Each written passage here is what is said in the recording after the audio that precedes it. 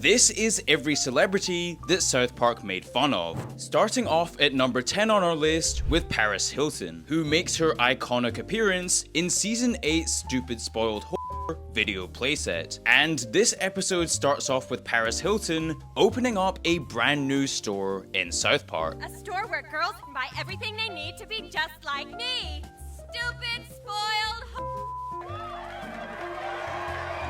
However, this isn't just your average clothing store, as Paris Hilton has made it her mission to make all of the little girls across South Park just as bratty and obnoxious as she is. The only thing more important than being rich is being famous. Wow, you really sound like a dumb rat, baby. Thanks, Annie. However, not everything is sunshine and rainbows in Paris Hilton's life, as after another one of her pets unalives themselves to get away from her, You should have seen the look on their faces, stupid redneck idiot. Paris is completely distraught. Well, that is, until she comes across Butters, who she immediately decides that she wants to take home as a pet. And boy, getting Butters to come in your car is surprisingly easy. Butters, never get into a car with a stranger, unless it's a limousine. Ah yes, Parents of the Year. However, in order to keep Butters forever, Paris has to come to their house and personally offer Butters' parents $200 million in order to own him. Which, I mean, of course, they're going to reject, right? Miss Hilton, we've talked it over all night, and while your offer is enticing, I'm afraid we just can't sell you our son for $200 million. It'll have to be $250 million, cash, up front.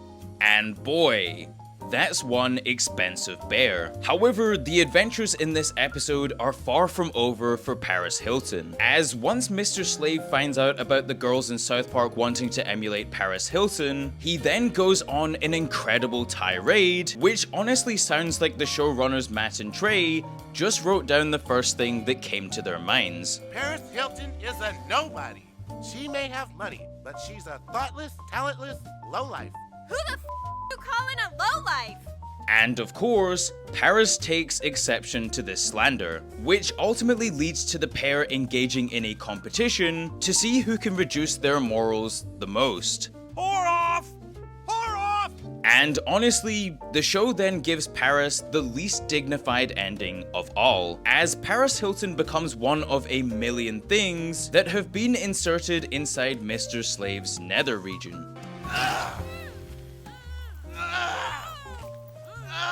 But hey, at least she has the Frog King to keep her company. And celebrity number 9 on our list is Jennifer Lopez, who South Park absolutely ripped to shreds in Season 7's Fat Butt and Pancake Head, which begins with the pupils of South Park Elementary giving talks on cultural diversity. Although by far, the most exciting of all of these speakers is Eric Cartman, as he's managed to get Jennifer Lopez as his guest speaker. You can ask my special guest, Miss Jennifer Lopez. No way. Miss Lopez, come on out here. Hello. Ah, Cartman, please never change. And much to the surprise of everyone, the Latino judging panel actually love Eric's version of Jennifer Lopez. So much so that they gave him a $20 gift card to spend at the mall. I can buy whatever I want. Cultural Diversity Day kicks ass. And whilst Cartman wants to use this money to get food, Jennifer Lopez has other ideas, as she drags the boys into a recording studio to demo her new hot single. Burrito, taco, taco, burrito, taco, taco, taco. Don't think just because I got a lot of money, I'll give you taco flavored kisses, honey. I mean, hey, it's still far better than her last album. And luckily for Jennifer Lopez, this hot new demo finds its way into the hands of LA executives, who now have the incredibly tough choice to make regarding the real Jennifer Lopez. Well, Miss Lopez, we regret to inform you that, we're dropping you from the label. What? Oh no you didn't! However, whilst the real Jennifer Lopez is incredibly annoyed, Cartman's Jennifer Lopez begins taking over her life, recording new studio albums and even beginning an intimate relationship with Ben Affleck. Oh God, Jenny! Oh, very good.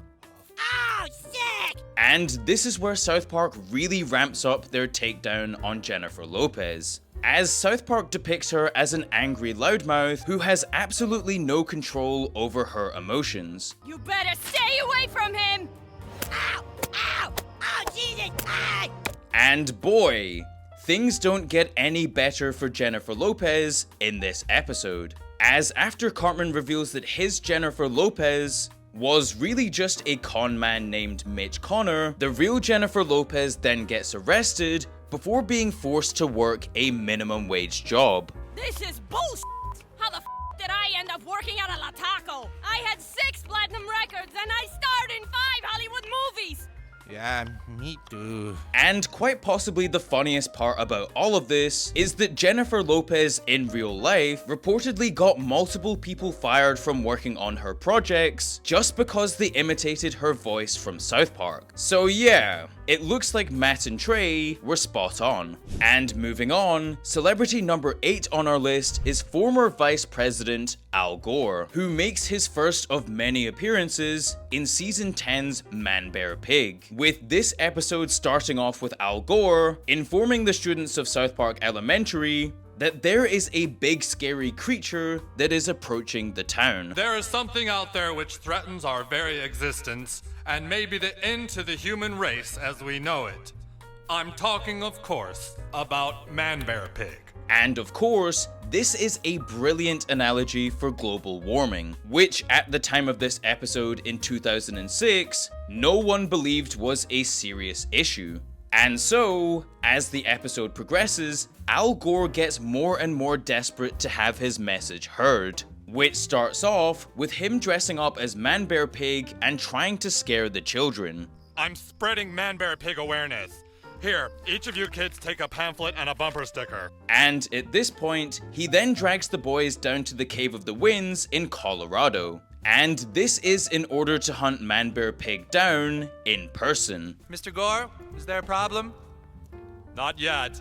And honestly, this is one of my favorite South Park celebrity episodes, as Al Gore becomes more and more manic as the episode progresses, eventually getting to the point where he just starts openly firing his gun in order to try and attract Man Bear Pig. And wow, good going, Al Gore. You just trapped 4 little boys in the Colorado mountains. And this isn't even the worst thing that Al Gore does in this episode, as after the boys are trapped inside the cave, the former vice president then informs the special units to pour hot molten lava in the cave, with all of this being to get Man Bear Pig to come out. Despite the fact that, you know, there's no proof of a Man Bear Pig, and that pouring molten lava will instantly kill the boys. I told you we need to fill the cave with hot molten lead, because it's the only way to make sure Man Bear Pig never comes out. And I'm saying it, I'm totally serial, but everyone just keeps digging.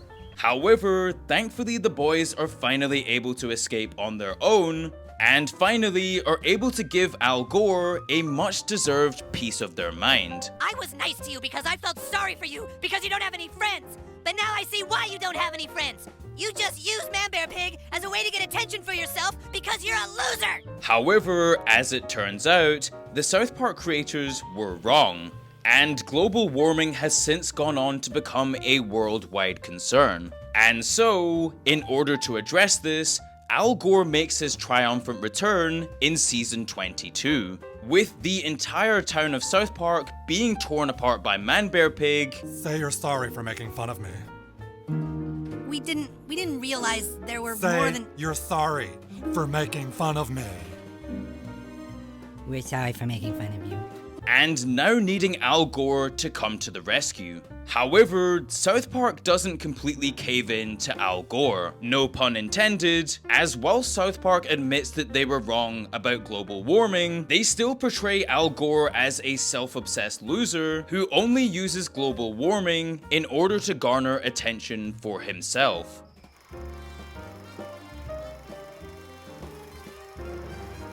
Credits? Did you guys like my movie? And honestly, Al Gore took his inclusion in South Park really well, even going as far as praising Matt Stone and Trey Parker for having the guts to apologize about climate change. However, a celebrity that didn't take their South Park cameo so well is Kanye West, who features in season 13's Fish Sticks, with this episode starting off with Jimmy writing down quite possibly the best joke ever told. Say, Clyde, do you like fish sticks? Yes. You like to put fish sticks in your mouth? Yes. What are you, Clyde? A gay fish? You said you like fish sticks in your mouth. That makes you a gay fish. And at this point, it seems like every single person in America loves this joke, from the residents of South Park to even the most elite of talk show hosts. Do you like fish sticks? Yes! Huh. What are you, gay fish?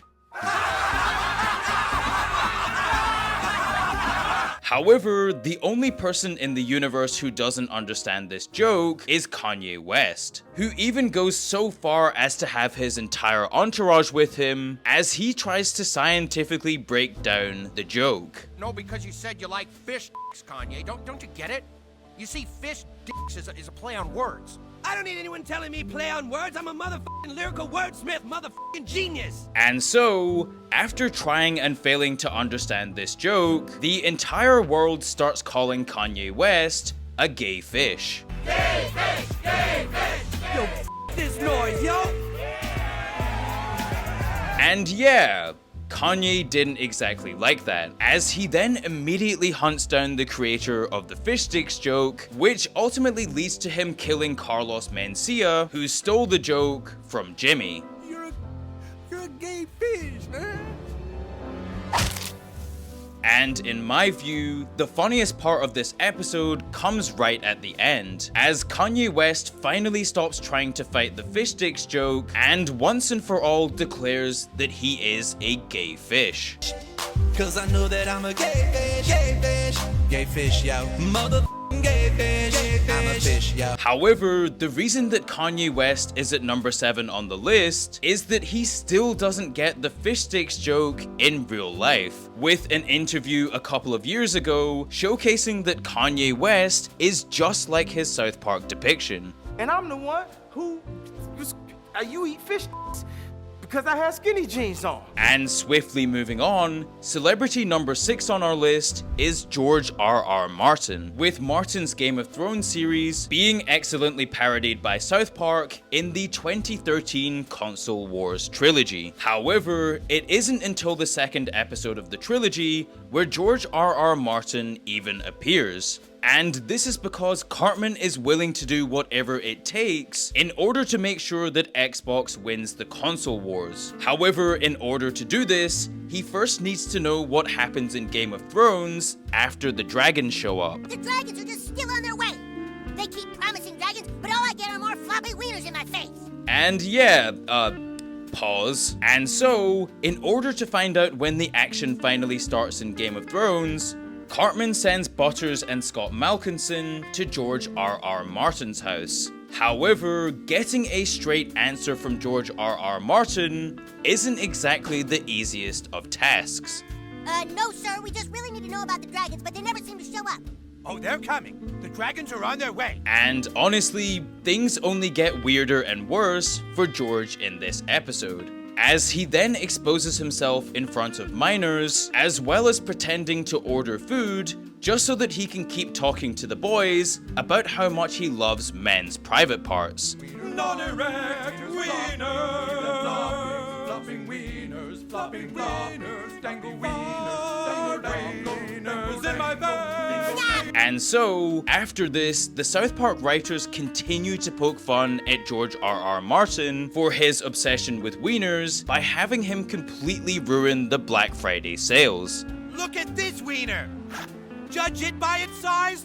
rub it 3 times and it has a surprise! However, the reason that this is only number 6 on the list is that South Park still clearly has a lot of respect for George R.R. Martin, as they did an entire 3-part trilogy based off of his works. However, a celebrity that South Park has absolutely no respect for is number 5 on our list, Barbra Streisand, with both Matt Stone and Trey Parker publicly stating that they hate Barbra Streisand as early as the 1990s. It's not, we're not mocking Barbra Streisand, we hate her. We hate her. And it's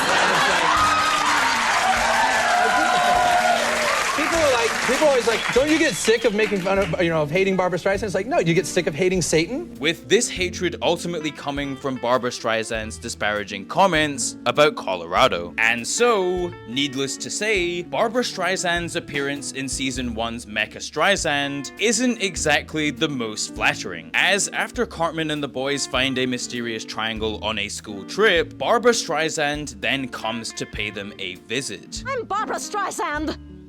So I'm a very famous and very important individual. However, when the boys and the rest of the town don't even know who she is, let's just say that she isn't quite as nice. Well, what? you know who I am, don't you? Well, you ain't Fiona Apple, and if you ain't Fiona Apple, I don't give a rat's ass. Ah! Oh, what a And so, at this point, you're probably wondering, why is Barbra Streisand hunting for this triangle in the first place? Well, that's because this is the Triangle of Zinthar, which holds the power to make anyone in the world a talented celebrity, which, let's be honest, at least in South Park, Barbra Streisand clearly needs. No, don't! This is plain. However, when Barbra Streisand is finally able to torture the boys into giving her the triangle, she's then able to reach her final form of Mecha Streisand, a horrifying creature based off of the 1974 Mecha Godzilla, which proceeds to destroy the entirety of South Park. The town of South Park has managed to rebuild itself once again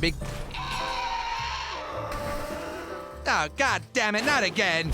And so, in order to stop this horrifying beast, the town pulls out every trick in the book, from getting the US military to fire rockets at her, to even engaging in a Japanese anime-style battle.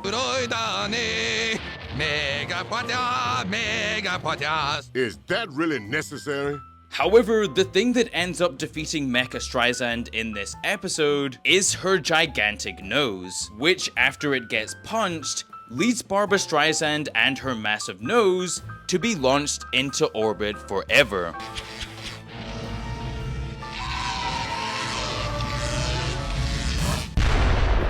And boy, I guess you could say that ending was a bit on the nose. Oh, brother, this guy stinks! However, if you think that's bad, 12 years later, Barbra Streisand then returns in the 200 and 201 episodes, where thanks to her new superpowers, she's even more dangerous than ever. Look out! Barbra Streisand's using her toxic stink ray!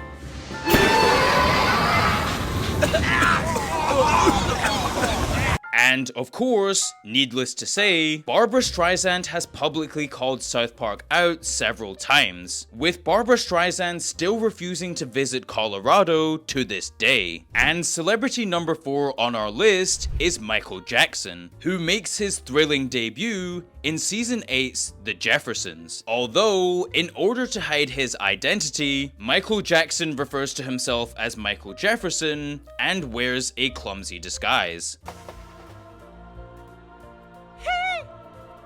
And yeah, I'm not sure anyone's falling for that. However, as the episode progresses, showrunners Matt Stone and Trey Parker highlight some of the key controversies that surround Michael Jackson, namely the fact that he never really had a childhood and is now overcompensating as an adult. Whee! Hey, look at us on the swing. We're swinging. And on top of pointing out his obsession with remaining a child, South Park also approaches the much more controversial issue of Michael Jackson allegedly sleeping in the same bed as children, as well as how the parents turned a blind eye to this because of their financial incentives. Stan, what the?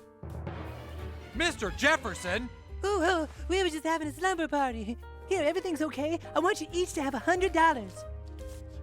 Wow, I'm gonna go buy that new sport coat I've been wanting. However, what isn't nearly as nuanced is South Park making fun of Michael Jackson's surgeries, which starts with MJ's face beginning to melt and ends up with him becoming a horror movie style villain who hunts down Kyle, Stan, and his own son Blanket in order to continue their playtime. Come on, Blanket, play with me. And boy, who else but South Park? And honestly, the reason that this episode is as high as number 4 on the list is that this is one of South Park's best takes on a celebrity, with Kyle giving a speech at the end of the episode which takes a neutral stance on all of the allegations and instead focuses on Michael Jackson, the person. Let's say it's all made up, and Mr. Jefferson is just a nice guy who's trying to be a child because he never got to have a childhood. Well, that's fine, except for that he has children now. And when people have children, they have to grow up. And so, celebrity number 3 on our list is Lorde, who started off as a small throwaway joke in season 18's gluten-free Ebola. I'm glad the food is good. Lord sucks. Yeah, she isn't as hot in person. Yeah, yeah, yeah, yeah, yeah, yeah. I am Lord, yeah, yeah, yeah. Lord, Lord, come in, Lord, yeah, yeah, yeah. However, this would quickly develop into something much bigger, as throughout season 18, Randy has to hide the fact that he is internationally acclaimed singer, Lorde. What do you know about one of our artists, Lord? 17-year-old girl from New Zealand, great songwriter, humble. Wrong.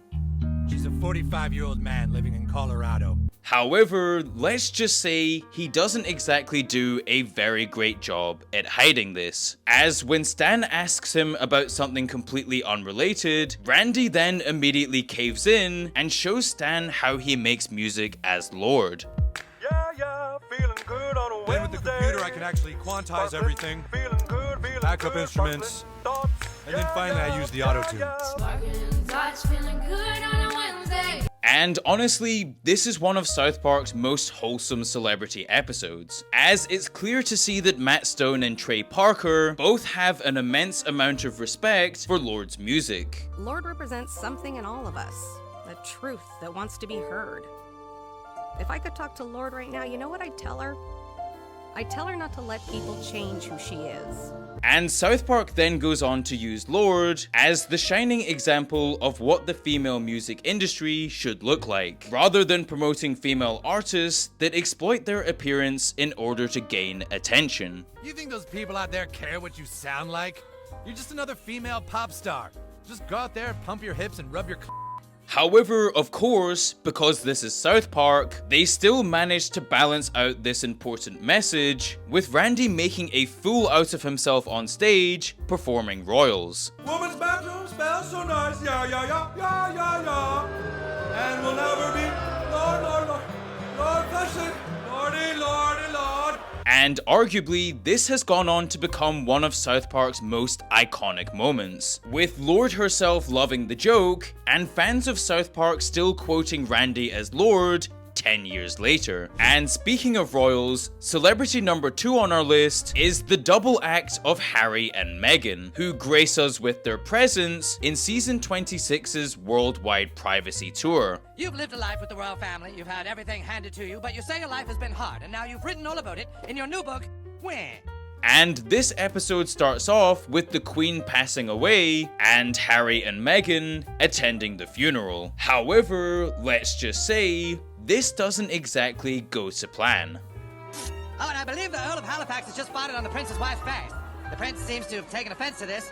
Oh, and this is bad now. And so, as a result of this disrespect, Harry and Meghan decide that the only course of action is to demand their privacy. And what better way to do this than by going on national television? Isn't it true, sir, that your questionable wife has her own TV show and hangs out with celebrities and does fashion magazines? What are you suggesting? Well, I just think some people might say that your Instagram-loving bitch wife actually doesn't want her privacy. And boy, this zinger really takes its toll, as at this point, Harry and Meghan declare that they're going on a worldwide privacy tour, which sees them going to practically every country around the world and obnoxiously demanding that everyone respect their privacy. It's the worldwide privacy tour.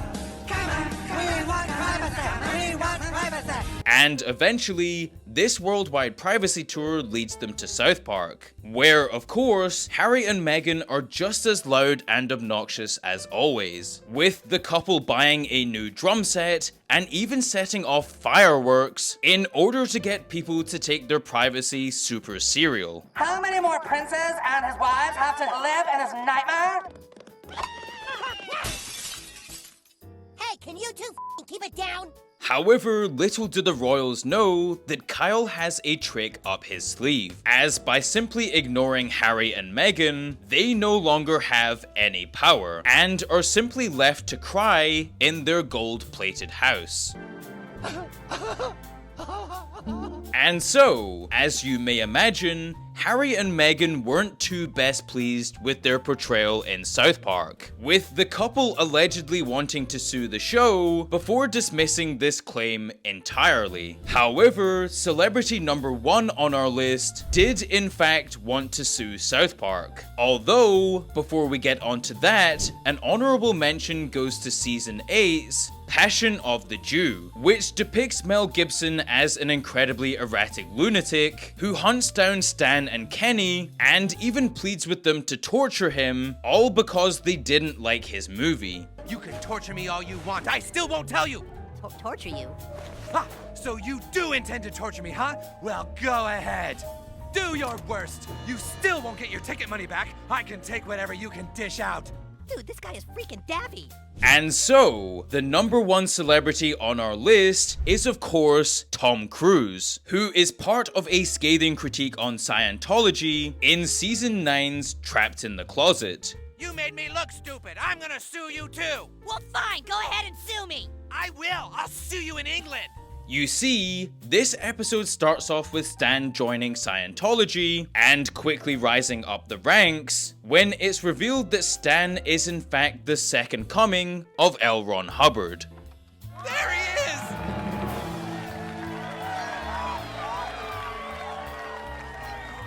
Thank you for returning. He's wonderful. And at this point, feeling overwhelmed, Stan goes up to his bedroom. However, this is only to find Tom Cruise, who is eagerly awaiting for Stan's approval on his acting abilities. However, let's just say that he doesn't exactly get what he wants. Haven't you enjoyed my acting? Which film did you like best? Well, I mean, you're not like as good as Leonardo DiCaprio, but you're okay, I guess. What? And yeah, he really shouldn't have said that, as Tom Cruise then immediately locks himself in Stan's closet and refuses to come out, which of course is a not so subtle jab at Cruise's sexuality. Mr. Cruz? Mr. Cruz, come out of the closet. No. Come on, Mr. Cruz, this is ridiculous. I'm never coming out! And South Park then takes this a step further by leaking the entire religion of Scientology, which people previously had to pay hundreds of thousands of dollars to be able to access. The frozen alien bodies were loaded onto Xenu's galactic cruisers, which looked like DC-8s, except with rocket engines.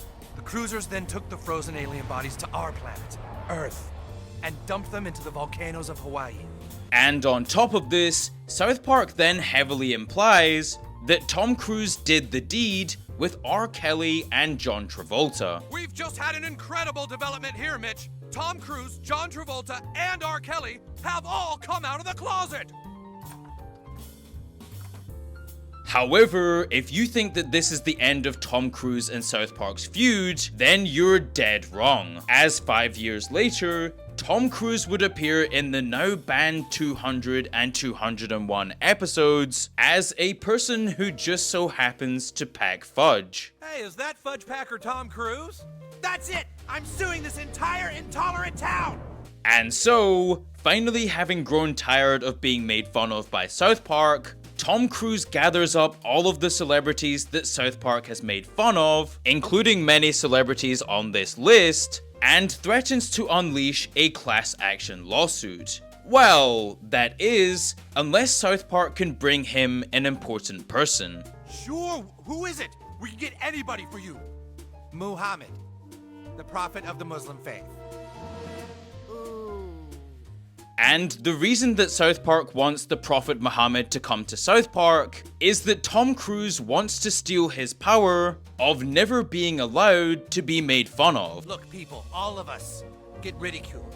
But who is the one person on this earth that is completely free from slander? You want Mohammed because he can't be ridiculed? Muhammad has a power that makes him impervious to being made fun of. What if we could harness that power? And so, in order to do this, Tom Cruise makes use of Rob Reiner's goo machine and literally tries to steal all of the Prophet Muhammad's energy. However, this doesn't exactly go to plan, as all it takes is one observation from Stan to completely unravel Tom Cruise's master plan. Hey, look, Tom Cruise has semen on his back. What did you say? Oh yeah, Tom Cruise does have semen on his back. I guess maybe Tom Cruise likes semen. And so, after realizing that he can still be made fun of, Tom Cruise wishes to go away forever, which ultimately leads to the boys sending him into space, where in the South Park universe, Tom Cruise now lies on the moon forever.